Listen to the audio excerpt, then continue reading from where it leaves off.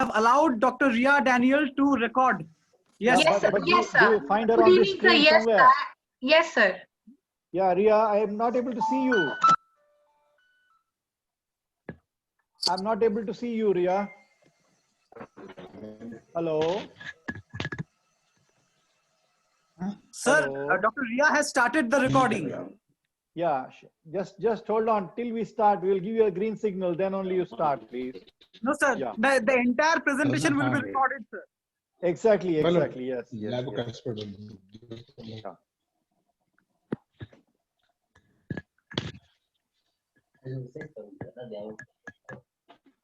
ಹೇಳ್ತೀನಿ ವೆನ್ಸ್ಡೇ ಬರುತ್ತೆ ಫೋನ್ ಮಾಡ್ತೀನಿ ಫೋನ್ ಮಾಡ್ತೀನಿ ಈಗ ಲ್ಯಾಬ್ ಹೋಗ್ಬೇಕು ಸೋಮವಾರ Yeah, Ria, you are on the Somara. line. You can see the screen. Yeah, I'm unable to see you actually on the screen. Yeah, that's why I just asked. Okay. Thank you. Bye.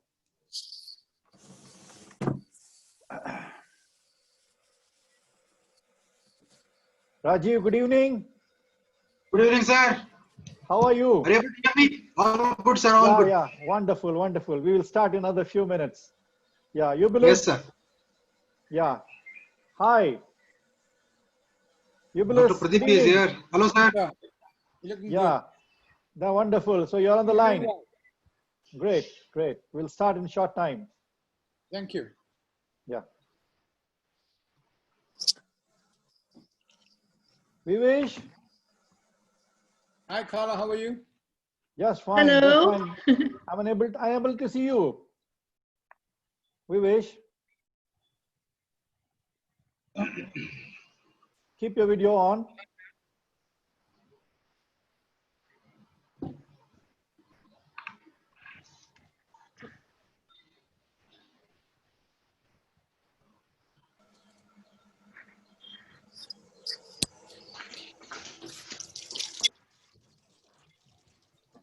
Yeah. Dr. Nagmani? Hello? Yeah. Chaudhary, good evening. Yeah, thank you. Yeah. Hi. Nagmani, good evening. How are you? Good. Thank you. Hi. So good. Nice to see you from US. Yeah. Yeah. Very good. Yeah. I hope you should join similarly in all the occasions. Yeah. Thank you. Happy Welcome. Independence Day. Same to you all. Yeah. And so we also have Dr. Ronan Naidu on. He's Yeah. one of the top periodontists in Durban. So nice. Yeah, Rohan, welcome. God bless you. Yeah. And Mukesh, if you remember him, one of my classmates. Yeah, where's Mukesh? Where's he? There's he there as well. Mukesh is on. I can't see him on the screen. Yeah. The pictures are off. Hello, Mukesh. And I'm ready to- Anish Maharaj is also on. Yeah, Anish. Yeah, wonderful. Nice to see you all. Yeah. So shall we start the program? Yes, sir. Please, sir. Yeah, Smita, you are there? No, madam is not there, sir. Still now not there. Why? What's the problem? I should be on the line. I'll just check.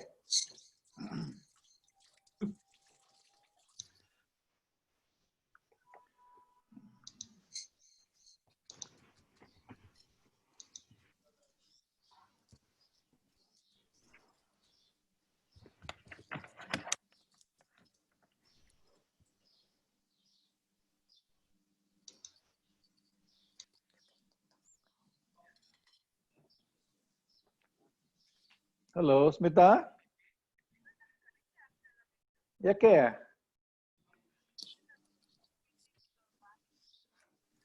you take this number, you can find out. I'll give you the number. Just hold on. Yeah, note down, take a piece of pen and paper. Yeah, 412-6495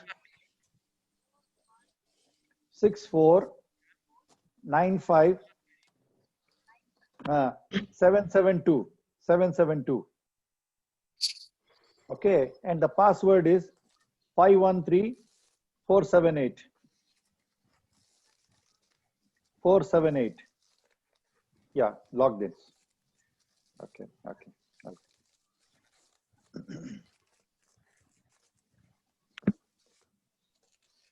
So in the meantime, I'll just start the ball rolling. Good evening, ladies and gentlemen. Can you hear me all? Yes, sir. Yeah. Yes. Yeah. Good evening, ladies and gentlemen.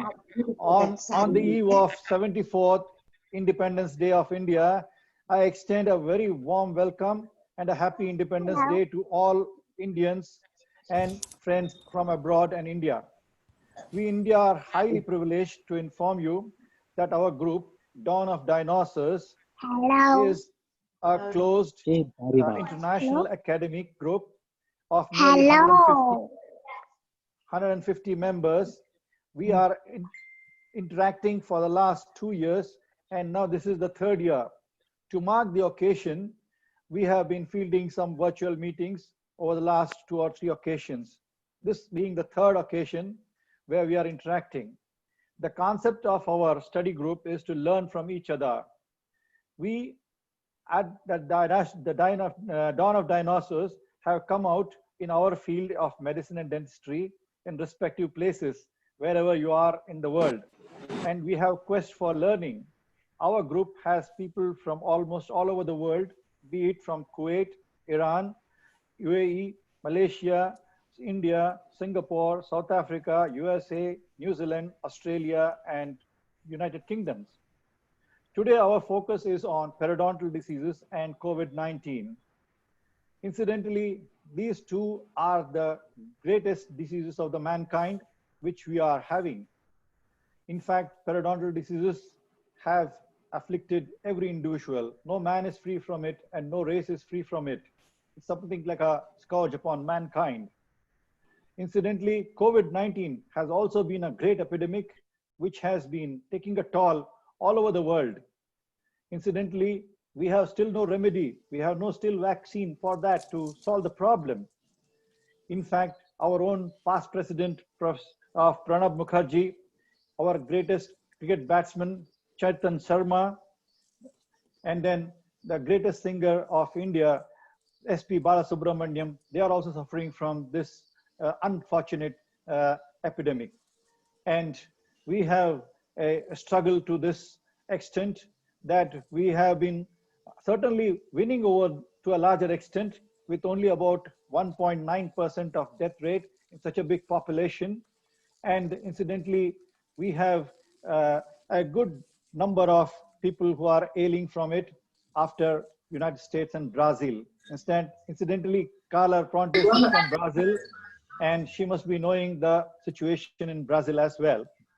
So ladies and gentlemen, so I will start the meeting today with handing over the information to Eubulus, who is going to introduce Carla Pontes to us.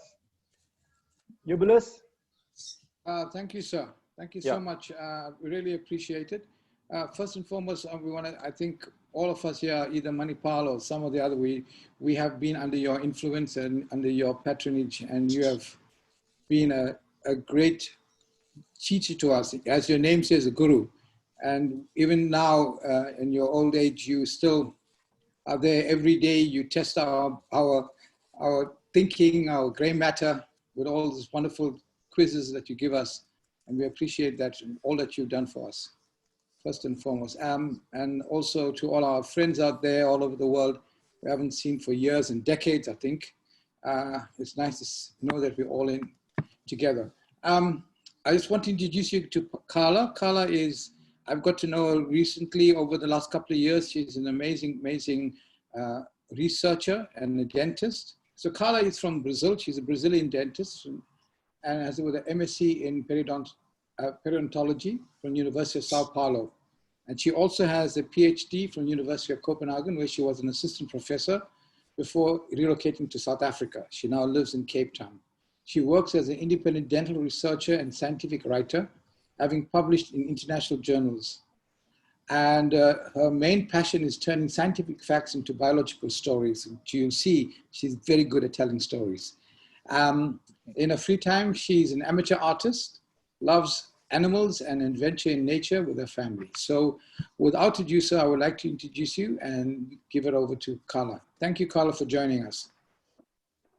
Yeah, Thank Dr. you. Carla, please join. Yeah. Okay, thank you.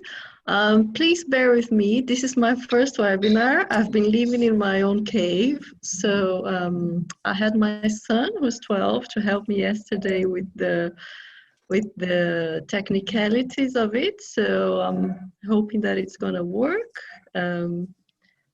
Please let me know. You should soon start seeing my Yes, ma'am. Your slides. screen is Yeah. visible. Your screen Yeah. is visible. Good. Good start.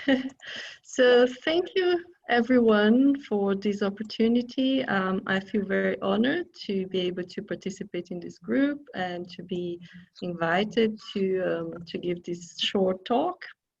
I had a break from dentistry when I moved to South Africa, and I missed it badly. I came back, and now I feel like I'm slowly getting back to it again.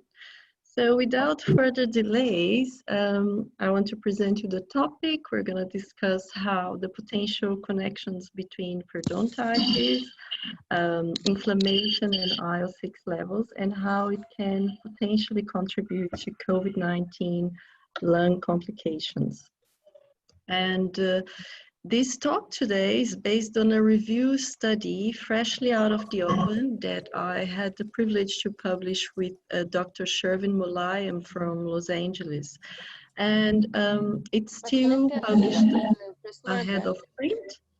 It will be available in the October issue of the Journal of California Dental Association, but you can find it online already, the full article on this link, www.mouthcovid.com.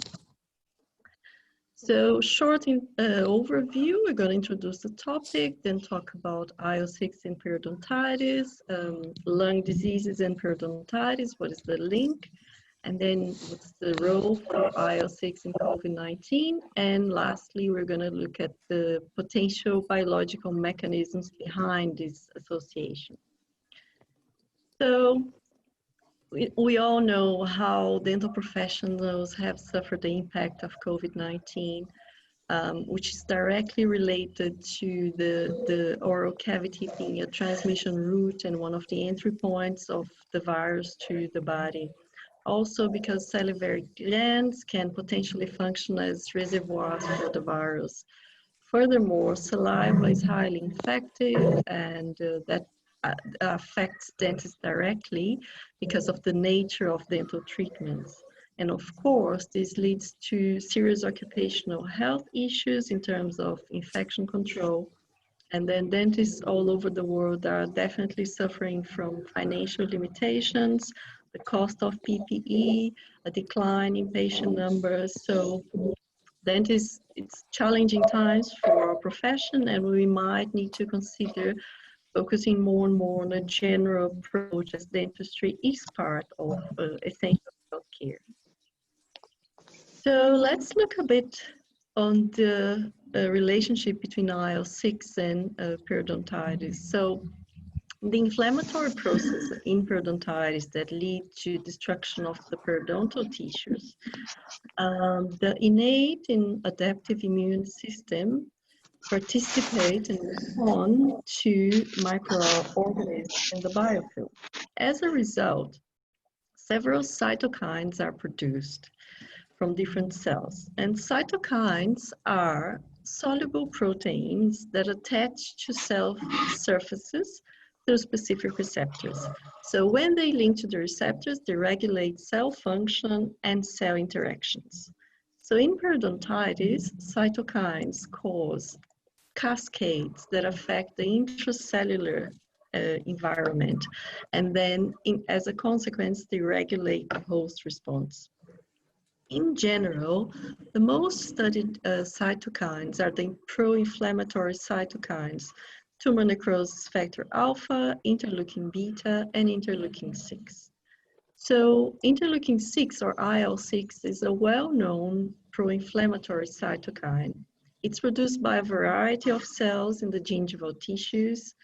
And in periodontitis, it is crucial because it regulates the response to infection, to injury, and it also regulates alveolar bone destruction.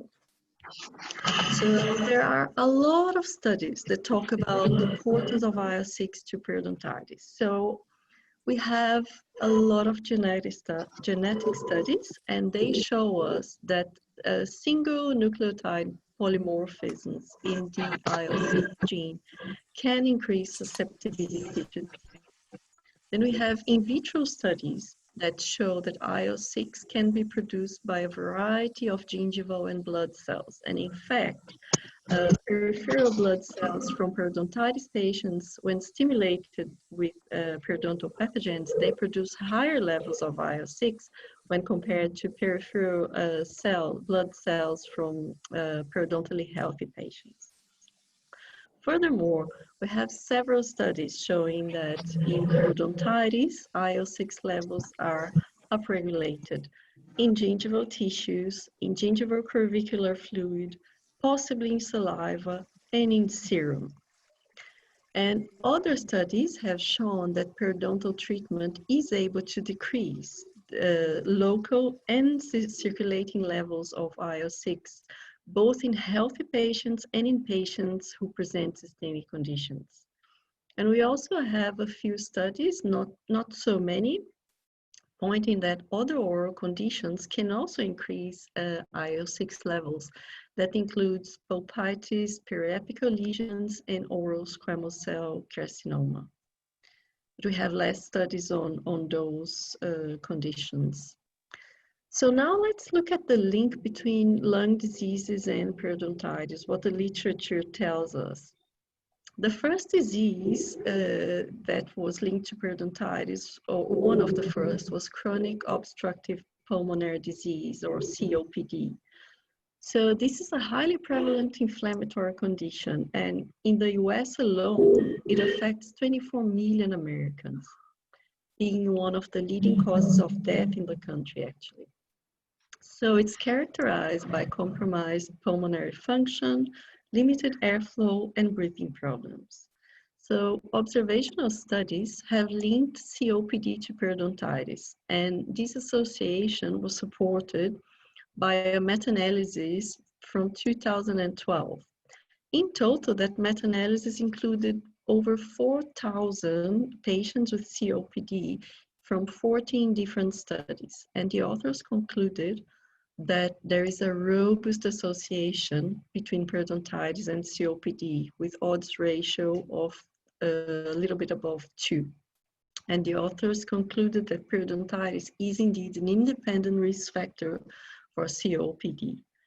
And then more recent data from COPD studies show higher prevalence of periodontitis in patients who require hospitalization. And other studies have shown that fewer remaining teeth, higher loss of attachment, and higher levels of inflammatory mediators were reported in COPD patients. So next, lung disease that has been linked to periodontitis is pneumonia. So pneumonia is the infection of the pulmonary parenchyma, and it can be caused by bacteria and by viruses. So it has high mortality rates globally, and it's often linked to impaired immune system. It can be divided into community-acquired or hospital pneumonia. So a systematic review from 2003 found a significant association between nosocomial pneumonia or hospital pneumonia and poor oral hygiene. Then another systematic review from 2006 found good evidence to support a link between antimicrobial oral hygiene interventions and decreased incidence of pneumonia in nursing home patients. Then several randomized clinical trials published since 2010 further confirm the evidence on the impact of poor oral hygiene and periodontitis in the incidence of pneumonia in adults. So some results from a very interesting randomized clinical trial. So this is actually very interesting. They took two groups of ICU patients and they offered complete dental treatment for half of the ICU patients. They eliminated all hidden sources of infection in the mouth. The other half just received regular oral hygiene care given by ICU nurses. And the results were very interesting. So there was a dramatic reduction in the incidence of respiratory infections and pneumonia in the group that received full dental treatment, elimination of all inflammation sources. So very interesting. And then we have some studies that evaluated lung function, mostly in systemically healthy patients with periodontitis.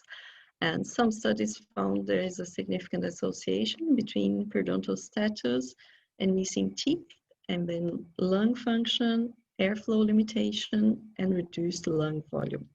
Then some other studies indicate that periodontal treatment is able to improve lung function.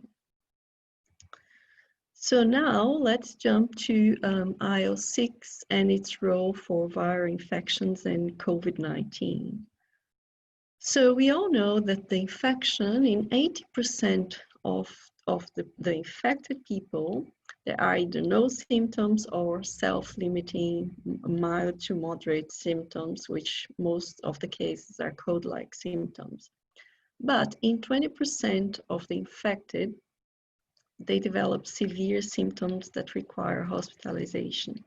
And in 5%, those symptoms progress to requiring ICU care and mechanical ventilation. So overall, mortality rates are about 0.25 to 3%, but in higher risk groups, which include age above 70 years, respiratory disease, diabetes, cardiovascular disease, and cancer, mortality rates can go up to 60.5%. So IL-6 is crucial for viral infections and together with other inflammatory mediators such as IL-1 beta and TNF-alpha. So studies suggest that in COVID-19 infection, there's a massive activation of dendritic cells, macrophages, and monocytes. And they produce a high levels of inflammatory mediators, including IL-6. And then IL-6 binds to target cells in the body, increasing cytokine production. So that perpetuates inflammation, which could be in lung tissues and in other organs. So studies are gathering information that suggests that high IL-6 levels can worsen alveolar capillary blood gas exchange in the lungs and reduce oxygen diffusion, which gives rise to complications such as fibrosis and lung failure.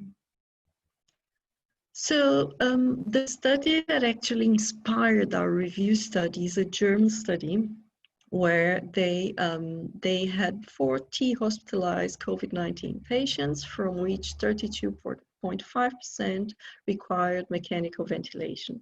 So they measured IL-6 when they were admitted to hospital, and they measured IL-6 again just before they require mechanical ventilation, if they did. And the results were striking. So high IL-6 levels was a strong predictor for respiratory failure. So much so that patients that had levels above 80 picograms per milliliter had a 22 times higher risk for having respiratory complications and for requiring mechanical ventilation. So that was quite interesting.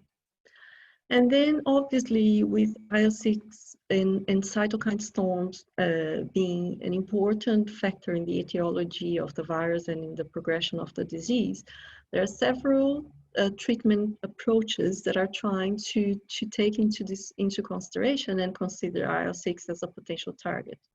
So some studies have evaluated the use of tocilizumab.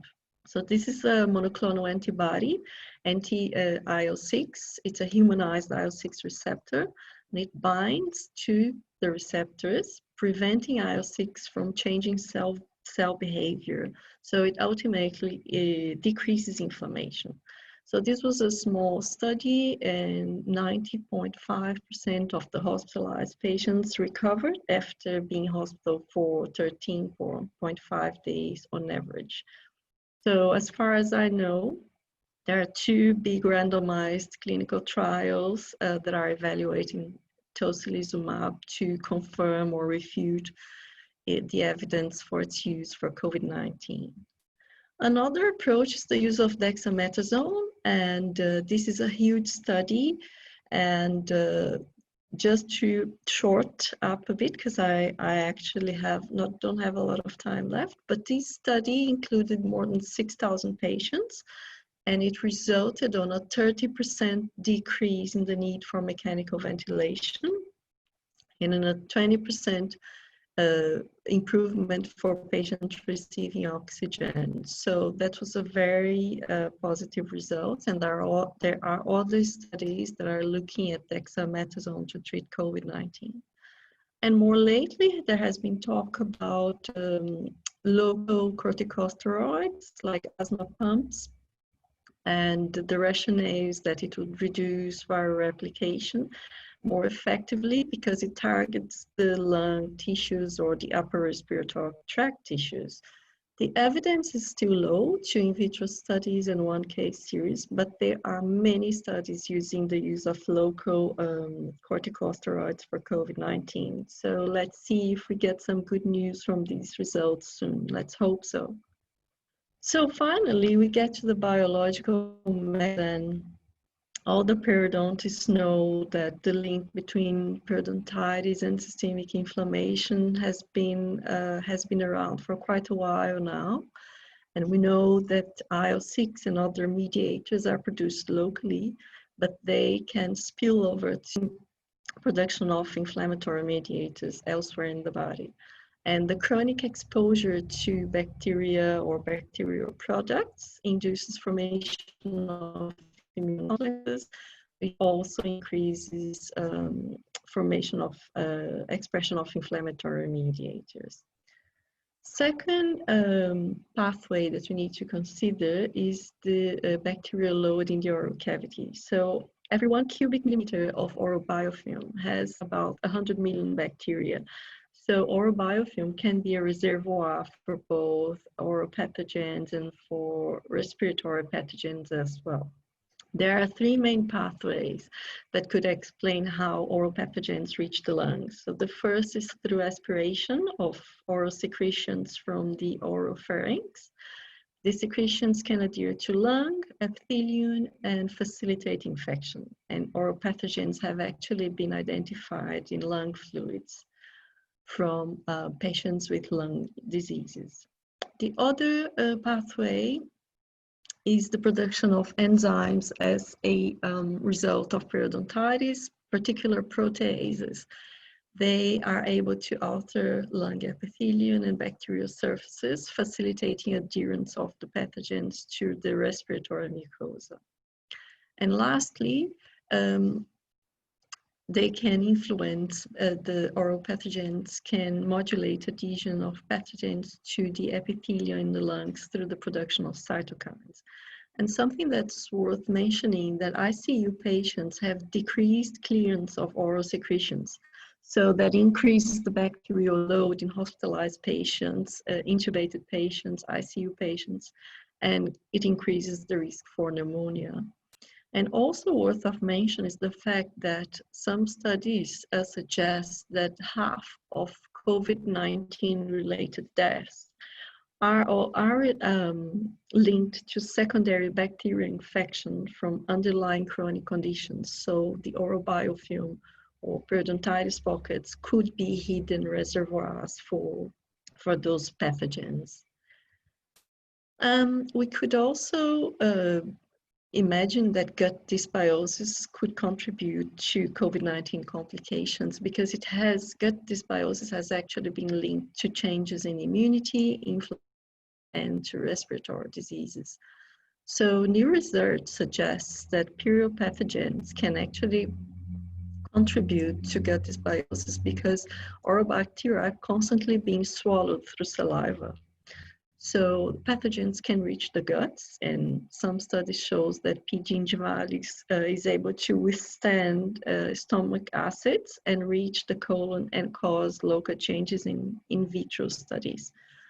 And normally, oral pathogens cannot really colonize the gut, but under viral infections, it facilitates their colonization. So gut dysbiosis could lead to local alterations, endotoxemia, and systemic inflammation. Endothelial dysfunction is the last of the possible pathways through which periodontitis and COVID-19 could have a shared risk factor. So studies have linked periodontitis to endothelial dysfunction, which is like one of the first steps for atherosclerosis development.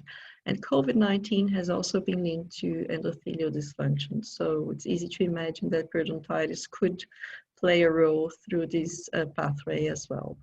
So here I just summarize all the pathways that we can imagine could influence and have biological foundations. So inflammation in the mouth can lead to aspiration of oral bacteria, can lead to entrance of bacteria to the systemic environment and cause systemic inflammation through the increased production of cytokines and inflammatory mediators, including IL-6. These in turn promote or exaggerate endothelial dysfunction and gut dysbiosis and cause changes in the lungs, facilitating infection. So either through direct or indirect links, periodontitis could potentially increase the risk for respiratory complications in COVID-19 patients. So concluding, we can say that the literature tells us that periodontitis is a risk factor for respiratory diseases. So it could potentially contribute to COVID-19 respiratory complications as both are related to higher IL-6 levels. The biological links could be systemic inflammation, the bacterial load in the oral cavity, gut dysbiosis, and endothelial dysfunction. So in COVID-19, IL-6 levels seem to be a good predictor for complications and need for mechanical ventilation. So because periodontitis also increases IL-6 levels, we conclude that dental care is very important to control inflammation, where oral hygiene and periodontal treatment can improve health and potentially protect against COVID-19 complications. I would like to thank you for your time. Just bring a quote from Dr. John Laughlin. We are taught to analyze body systems and parts separately and to change one area at a time. Such approach often ignores the interconnectedness of the systems in the human body. So maybe we just need to look at things differently as dentists. Thank you for your time. That was my talk. Thank you very much for your talk, Carla. Incidentally, now shortly the link will be disconnected. You have to re-link this with the same number and same situation in another few minutes time, because yes, in another 4 minutes. Yes, to be specific, in another 4 minutes the session will terminate. Please log in with the same login details. Yes. So thank you, Carla, for this excellent talk. You have given a very good information about the interleukin-6 and periodontal diseases and COVID as well. Incidentally, lungs are very badly affected since the respiratory tract is involved, associated when patients are suffering from chronic pulmonary diseases, even when there's a decreased lung function, when people suffer from pneumonia. Incidentally, the interleukin-6 is also related to respiratory failure as well as in fibrosis, which is taking place. You know, there are 20 times more risk of this particular lung failure in such patients. And as you told, that monoclonal antibody recently for interleukin-6 has been just developing, and that will save a lot of lives. And apart from that, dexamethasone, the corticosteroid, plays a very important role in protecting the person. And of course, the local asthma sprays or pumps can be of great useful to the person. Now, I think we will switch on to the next speaker. Before that, I would like to introduce Dr. Rajiv Chitgupi. Incidentally, he happens to be one of our great speakers, and he happens to be a student of Professor Shankwalkar, who happens to be the father of periodontology in India. Incidentally, he has been an independent researcher in dentistry, an educator in periodontics and implantology. He has been involved in translational research, harnessing knowledge from basic sciences to produce new drugs, devices, and treatment options for the patients. Analyzing the emerging evidence of SARS-CoV-2 and to develop cost-effective innovations and safer dental practice protocols. Incidentally, he is also executive editor of Dental Tribune, which is circulated all over the South Asia. And he's a technical head also for ICPA products. I request Dr. Rajiv Chitgupi to take over and speak. Dr. Rajiv Chitgupi. Yeah.